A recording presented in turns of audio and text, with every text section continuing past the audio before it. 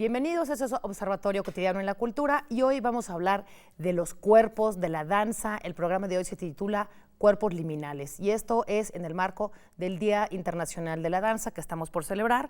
Así que me encanta que estén con nosotros Rubén Ortiz, artista escénico, investigador del CITRU y otras cosas que nos vas a ir contando a lo largo del programa. Bienvenido, Rubén. Muchas gracias. Qué gusto que estés con nosotros. Virginia Gutiérrez, aquí de casa, de la Coordinación de Difusión Cultural. Tú eres jefa de programación de danza. Tenemos muchas preguntas para ti, Virginia. Bienvenida. Y Marcela Sánchez, que también me gusta muchísimo que estés aquí con nosotros, directora escénica de Foco al Aire. Me gustaría empezar con el título de este programa, que tiene una palabra que nos importa. ¿Qué son los cuerpos liminales? Y quizá antes de hablar de cuerpos liminales, introducir un poco en el tema del Día Internacional de la Danza. La danza es este movimiento que hacemos con el cuerpo y con ritmos y que ha sido desde por motivos rituales, por motivos espirituales, religiosos, artísticos, desde luego, pero también para marcar rebeldías y marcar posiciones, para transgredir. En ese terreno, esta es una pregunta para los tres, ¿en dónde está el límite del cuerpo en la danza? ¿Quién quiere contestar? Bueno, hay un límite importante, me parece, que tiene que ver con los escenarios y con quién aparece en la danza. Es decir, evidentemente todos bailamos, a unos nos gusta más que a otros, Y quizá. otros lo hacemos menos bien que otros. No somos buenos, pero nos movemos. Okay. Pero, digamos, lo que nosotros conocemos como danza dentro de un campo llamado arte, elige a cierto tipo de cuerpos para que aparezcan en los escenarios, ¿no? Así es. Y, digamos, la modernidad lo que hizo fue hacer aparecer cuerpos virtuosos, ¿no? Cuerpos que podían hacer y bailar de maneras que nadie más lo podía hacer. Y educados en técnicas específicas, ¿no? Con técnicas y sobre todo pasados a través de cierto tipo de disciplina, ¿no? Entonces, como que muchas rupturas o lo que llamamos rupturas dentro de la danza o dentro de las artes escénicas eran las que podían hacer estos cuerpos. Solamente porque eran más virtuosos o porque cuando llegaron los coreógrafos, ¿no? Porque podían hacer cierto tipo de composición o porque podían referirse a ciertas cosas de afuera, pero seguían siendo los mismos cuerpos virtuosos, ¿no? Pasados por esta disciplina, los que siempre aparecían.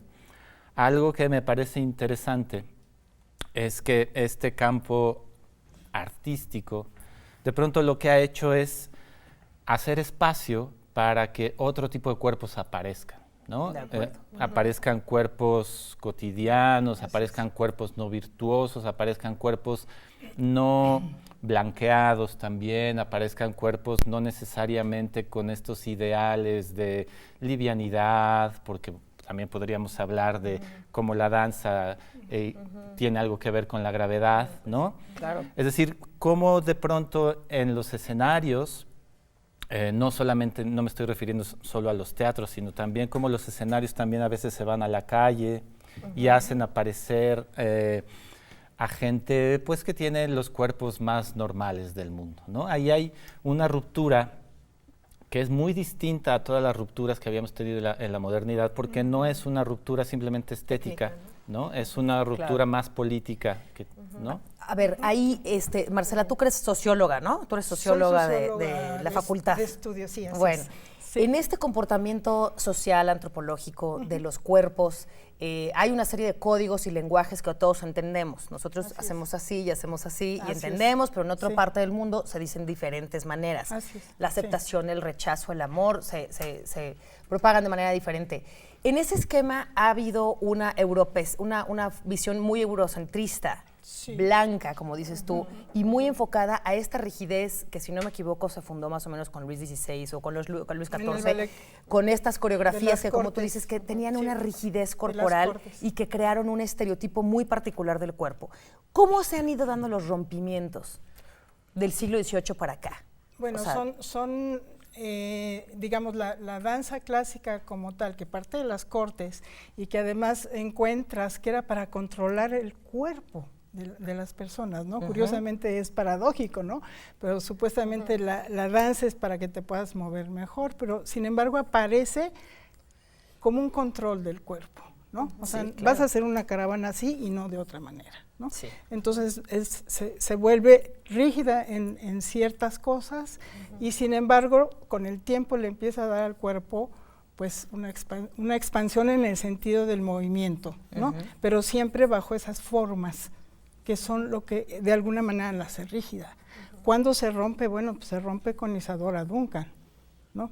¿Por qué se rompe con Isadora Duncan? Porque ella de alguna manera plantea el romper, el dejar de usar zapatillas, fue muy radical, deja de usar zapatillas, quiere regresar inclusive a las danzas griegas, ¿no? Donde no hay esa rigidez, donde la manifestación de la danza se da de manera mucho más natural, porque además hay que decirlo, ¿no? La danza aparece con el hombre primitivo, ¿no? Aparece con los rituales, aparece como una manera de expresión muy natural, ¿no?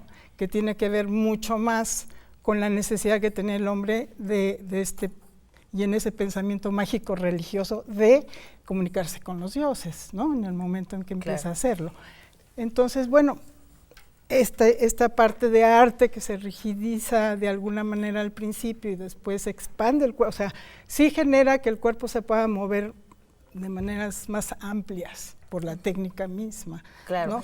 Pero rígida en otras cosas porque es de forma, ¿no? Entonces, y en la comprensión social, esta es una pregunta más para Virginia, en la comprensión social de, por ejemplo, tú como programadora, tú tienes al cargo pues dar una idea artística de la danza. ¿En qué momento hay danzas como la cumbia, la salsa, el merengue, o en su momento el flamenco, que era pues esta danza que nadie hubiera considerado en una programación de un festival, porque era pues del desierto y se me olvidó el nombre del flamenco, de los gitanos, ¿no? Entonces tenía esta carga negativa. ¿En qué momento esto empieza a incorporarse institucionalmente a los festivales? Y me refiero al voguing, al hip hop, a todas estas maneras nuevas de bailar que incorporan esto que tú decías, Rubén, la no blanquedad, digamos, de la no pureza de esa idea que teníamos tan decimonónica del ballet como la reina de todas las danzas. Pues es que me parece que podríamos hablar de una manera paralela, así como ha habido un cambio, una búsqueda, una nueva exploración para cambiar de ámbitos más allá de lo escénico, ¿no? De lo escénico convencional, a abrir territorios del cuerpo y territorios de presentación. También desde el área de la programación, en Danza UNAM, por ejemplo, no pensamos tanto o no solo en incluir la programación tradicional, que sigue habiendo este tipo de danza creada y desde el inicio pensada para presentarse en escena, ¿no? Y que vienen de esta formación técnica rígida, pero también valiosa, no quiere decir que la descartemos, pero también incluimos este tipo de manifestaciones que antes no se consideraban escénicas, no es que no existieran, sino que no estaban puestas para que otro tipo de público las viera, ¿no? Como el voguing, como el hip hop, como la cumbia, no sé, otras cosas que está también ahí habiendo un momento de cambio, pienso, de transición en el que también eso se convierte en escénico y hay ahí una cuestión liminal también, ¿no? De membrana entre lo que es de tradición, que su origen no era precisamente escénico, ¿no? Pero también puede ser escénico, puede estar abierto. ¿Y en qué momento hay una irritabilidad de quien baila con un motivo espiritual? Voy a poner un ejemplo absolutamente burdo porque yo no sé nada de danza. La danza de los viejitos, ¿no? Tiene un motivo específico, o otras danzas que tuvieran un principio ritual especialmente diseñado para un efecto, no importa si es natural, social, lo que sea. Cuando eso transgrede el baile de los viejitos en Michoacán, etcétera, y lo llevamos a Amalia Hernández, Bellas Artes, ¿cómo se transgrede? ¿Quién pierde? ¿Quién gana? No sé, yo creo que siempre, de alguna manera siempre se gana. Amalia Hernández en su momento se dijo, está traicionando las danzas mexicanas, las danzas originales, y en sentido estricto sí, ¿no? Pero ¿qué sucede cuando Amalia Hernández logra con esta combinación de adaptar las danzas rituales a un lenguaje medio neoclásico que le permite llevar esas danzas a todo el mundo, ¿no? O sea, hay algo que se logra poner en los escenarios internacionales de manera importante, ¿no? Claro, quizás se quedan con la idea de que eso es lo original, ¿no? Probablemente ahí viene una desvirtuación de lo que era la danza original, ritual de los viejitos, porque ya está puesta en otro lugar, ¿no? Claro. Pero siempre que se diga y que se sepa que esto es una adaptación, digamos, de la danza de los viejitos a un lenguaje que tiene que ver inclusive con el neoclásico, ¿no? O sea, tú ves a los bailarines de Amalia Hernández y son bailarines que vienen muchas veces del mismo clásico.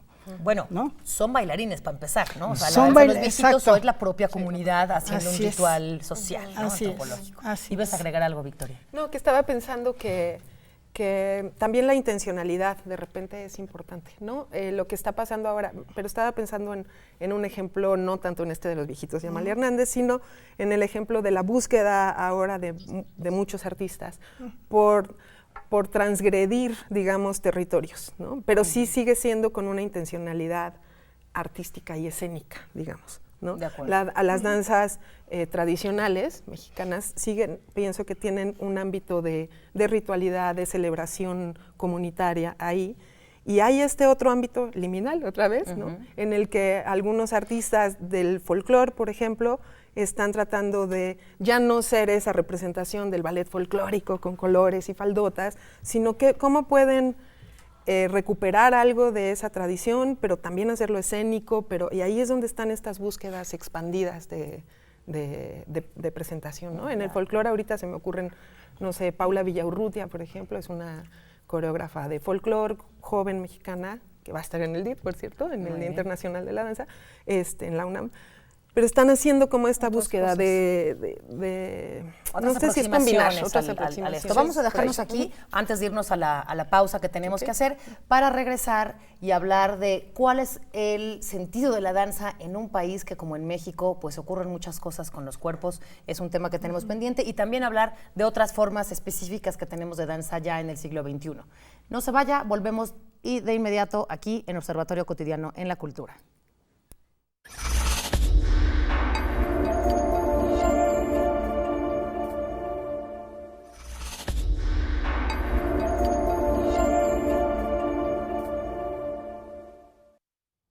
Estamos de regreso aquí en Observatorio Cotidiano en la Cultura, en TV UNAM, hablando de cuerpos liminales, en el marco del Día Internacional de la Danza. Bueno, pues ya hablamos un poco de la antropología, de la sociología, de la historia de la danza. La actualidad, Rubén. O sea, vivimos en un país en donde todos los días vemos historias lamentables de cuerpos enterrados, desaparecidos, violentados, fragmentados, disueltos en ácidos.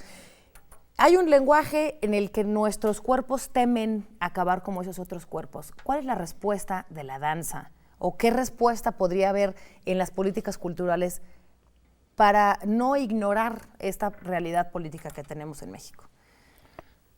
Bueno, a ver, voy a adelantar una teoría simplemente, ¿no? Es decir, por un lado, esto puede suceder porque esos cuerpos han sido despojados de su contexto, de su forma de vida, es decir, esos cuerpos son tratados como mera materia, ¿no? Son tratados como se trata, peor de como se trataría una moneda, ¿no? Es decir, no valen absolutamente nada, no hay nada que les dé valor, ¿no? Sino solamente la mirada del perpetrador. Claro. Lo que sucede allí es que los cuerpos han sido sacados de su vida en común, de su comunidad, digamos, ¿no? Es decir, se les ha cortado toda posibilidad de relación con los demás, con su propia memoria, etc. Yo he visto que hay ensayos dancísticos o ensayos escénicos que lo que tratan es de justamente recobrar o volver a traer esos cuerpos a la vida, es decir, porque generalmente son cuerpos que de todas maneras no veríamos, es decir, es gente común, es gente que no tiene acceso a los grandes escenarios. Y pongo, por ejemplo, el proyecto Umbal de Mariana Arteaga, que era muy bonito. Era un proyecto en tres partes. La primera era una convocatoria a los ciudadanos a generar una pasoteca, es decir, un banco de pasos. Y la gente traía pues sus bailes, lo que hacen en sus rituales de su propia vida, ¿no? Esos pasos están llenos de su contexto. Luego, en otra convocatoria pegadita, se convocaba también a la gente, se llama Coreografía Nómada para Habitantes, UNVAL, a hacer una coreografía, entonces a tejer una coreografía juntos. Colectiva, que es otra vez traer el deseo de todos y generar una comunidad de emergencia. Y el tercer paso era diseñar un transcurso por la calle de esa coreografía, ¿no? Entonces ahí hay exactamente el paso inverso de lo que sucede con los cuerpos despojados, ¿no? Esos cuerpos han sido despojados de sus medios, de sus contextos, de sus relaciones, y aquí se les vuelven a tejer. Era muy bello cuando estas hordas, ¿no? Comunidades de gente de cuerpos perfectamente normales, algunos más virtuosos, atravesaban la colonia Santa María la Ribera, y a mí me gusta mucho, por ejemplo, había una gente que paraba el tránsito, lo desviaba, y no lograron hacerlo con un coche donde venía una chica, y yo estaba allí, y la chica de pronto volteó a ver cómo pasaba la gente, ¿no? No he visto una mirada de placer y de éxtasis y de sorpresa en mucho tiempo, no la he visto así, era una niña, ¿no?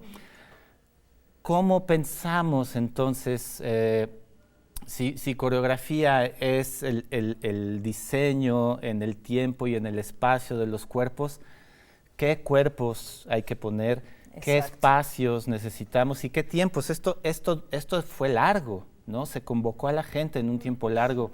¿Qué pasa si ya no pensamos en los tiempos de la producción, si ya no pensamos en los cuerpos simplemente virtuosos, si ya no pensamos simplemente en los grandes espacios, sino en los espacios, ¿no? Cotidianos? Estoy pensando ahora, por ejemplo, en estas producciones que se han hecho en el transporte colectivo Metro, con mujeres que acuerdan con otras mujeres, pero lo acuerdan en 5 segundos, ¿no? Sin producción mayor, a pegar, por ejemplo, creo que fue a propósito de la legalización del aborto, no me acuerdo, o lo que hicieron ustedes en Danza UNAM el 2 de octubre el año pasado, que nada más de acordarme, se me pone la piel chinita, acordar con otros cuerpos qué se siente estar en una plaza donde hubo tantos muertos y tantos caídos, y las indicaciones eran, ahora muéranse.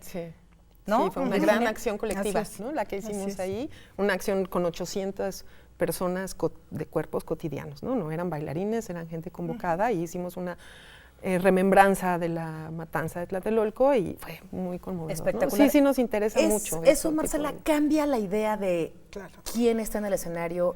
Tú lo acabas de decir exactamente, ¿no? O sea, el hecho de moverte del escenario me pone en la posición de yo también soy parte de esta coreografía, aunque no tenga técnica bailar, nada. Zapatillas de punta. Y nosotros tenemos un personaje que hicimos, nada más dime. Octavio Seibi y yo, que somos los directores de la compañía, y juntos hicimos una pieza que se llama Los de Ultramar, que tiene 7 años trabajando en las calles, y que lo que hacemos es justamente aquí hay un trabajo muy riguroso con los bailarines y actores que tenemos, pero que es un trabajo interno. El movimiento es minimalista y lo principal de estos personajes es comunicarse con la gente. ¿Sí? Entonces, al final de que ellos se presentan y presentan este ritual, vamos a decirle dancístico, porque es como recuperar cosas del folclore y demás, ellos invitan a bailar al público y a veces bailan con el público 20, 30 minutos. Y hay veces que no los quieren dejar, o sea, se vuelven parte de la coreografía, se enredan, en círculos, y ya que están bailando entre ellos, van desapareciendo y ni cuenta se dan cuando ya se fueron. Los bailarines profesionales y dejaron, digamos, al público bailando. Qué maravilla. Y o sea, llevamos 7 años ya, 7 años haciendo esto por toda la República, nos estamos yendo fuera ahora, y es maravilloso ver la reacción del público. ¿Y dónde se puede enterar la gente de estas? Bueno, ahorita vamos a estar en el Festival México Ciudad que Baila en las 16 alcaldías, generalmente vamos a ocupar hasta los mercados, vamos a ir a la central de abastos, vamos a ir, tendrían que ver qué días estamos y a qué horas en cada alcaldía. ¿Dónde lo consultamos? La Ciudad de México, Secretaría de Cultura Ciudad de México, Festival Ciudad México Ciudad que Baila. Y en tu caso, Virginia, en esta programación del Día Internacional de la Danza UNAM 2019, ¿qué has programado? Bueno, tú y todo el equipo de Danza UNAM, y aprovechamos para saludar a Evoe Sotelo, nuestra queridísima directora. ¿Qué otras cosas han incluido en esta programación que quizá la gente no haya visto nunca? Pues mira, este año, el próximo domingo, 28 de abril, va a ser nuestro gran festejo en la UNAM, en el Centro Cultural Universitario. Los invitamos desde las 11 de la mañana hasta las 10 de la noche. Va a haber ahí de todo, ¿no? Pero especialmente les puedo platicar de 3 proyectos que tienen que ver con esta búsqueda de los artistas y de nosotros como programadores de que la gente los vea. Tenemos una presentación que se llama Más 45, que es un coreógrafo que viene de Barcelona, pero está trabajando durante toda esta semana con cuerpos comunes mayores de 45 años y están haciendo un taller laboratorio y ya fue una convocatoria abierta y ahí están trabajando intensamente y la presentación es el domingo a las 7 de la noche en la Covarrubias y es una propuesta de este tipo, ¿no? El reflexionar la vejez, el cambio entre la juventud, la vejez, que a los 40, 45, 50, que estás ahí otra vez liminal, ¿no? Y ese es un ejemplo, ¿no? Tenemos otro, por ejemplo, una Karina Terán que trabaja más bien con niños y hace una instalación en la que los niños se involucran, ¿no? No es una ludoteca, es una acción en la que los niños van a compartir sus cuerpitos entre ellos, ¿no? Y él hace un tejido entre árboles, los jardines se prestan perfecto para esta programación. Y tenemos otro, por ejemplo, va a haber durante todo el día intervenciones en todo el espacio. Hay otro proyecto de Isabel Romero que trabaja con adultas mayores, ella sí ya de 60, 70 años, y ha sido un proceso largo que ha tenido de trabajo y muestran ahí el resultado de este trabajo a partir de cuerpos comunes y corrientes, ¿no? Tenemos hip hop por ahí. Tenemos también, nuestro gran evento de batallas liminales se llama, que son batallas, concurso de 3 categorías de hip hop, que va a estar ahí increíble. Hip hoperos y hip hoperas, hip hoperos, hip hoperas, niños, hip hoperos, de pronto hay géneros que se apropian más en eso no hablamos, mujeres también. Nos quedan unos minutitos. El género y la danza, y bueno, ya te toca a ti hablar como hombre. ¿Cómo andamos en términos de equidad, Yo creo que habría que regresar a pensar que el problema que tenemos es estructural, ¿no? Es decir, no irnos con la finta de que porque hay más mujeres en la danza, el problema de las relaciones no existe, ¿no? Por supuesto. Es un problema cultural que se manifiesta en varios lugares, ¿no? Yo creo que uno de los más importantes es en la escuela. Es decir, la escuela no solamente es el gran reproductor, sino también el gran amplificador de las virtudes y de los problemas que podemos tener. Y luego vienen las direcciones de las compañías, las direcciones de los institutos, que son muy importantes porque todo esto es un ecosistema, ¿no? Es decir, no solo existen los artistas, eso es algo importante. Entonces, creo que estamos en un momento en el que sí es súper importante hacer la revisión general, es decir, una revisión del gran mapa, pero que nos tiene que llevar a pensar también en las pequeñas acciones que hacemos todos los días, ¿no? Es decir, por ejemplo, esto es muy fácil de entender, ¿no? Las veces en las que un maestro le da el espacio a la niña más bonita, o al muchacho más... o más delgada, o más delgada, alta, con todos estos estereotipos. Todo eso y la manera en la que los chicos van aprendiendo que eso es lo mejor o lo normal, pues yo creo que es un momento de revisarlo, ¿no? Y que claro que encarna en el género y que se difunde a cuestiones raciales, a cuestiones de dominio, a cuestiones de otro control, tipo, ¿no? de todos tipos liminales también, como decían. También pues, que se reproduce todo el tiempo. Ahorita que decías eso, hay algo que a mí me sacaba mucho de onda en las clases de ballet, sobre todo, y era que éramos 80% mujeres, 3 hombres, 4, y a la hora de mostrar los ejercicios, que hay un momento en la clase de ballet que es así, donde se muestra, ¿no? Más, en las diagonales, así, eran los hombres los que salían adelante. ¿no? Bueno, Siempre terminaba el primer grupo. Hablamos de directores y las y mujeres. de los coreógrafos más importantes y reconocidos. Estamos llegando al final del programa. sufrimos. No quiero que se vayan sin que me digan en una palabra cuál es la emoción o su sensación más importante cuando decimos danza, cuando decimos baile, cuando decimos movimientos, cuerpos. Rubén. Alegría. Alegría. Virginia. Contacto conmigo y con el otro.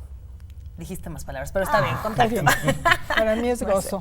Gozo, alegría, contacto. Así que pues ya lo sabe, este Día Internacional de la Danza, muévase, todos los danzas son posibles, todos los cuerpos son posibles, ninguna rigidez, ninguna política restrictiva, póngase a bailar y quédese con nosotros aquí en Observatorio Cotidiano en la Cultura. Hasta la próxima. Gracias.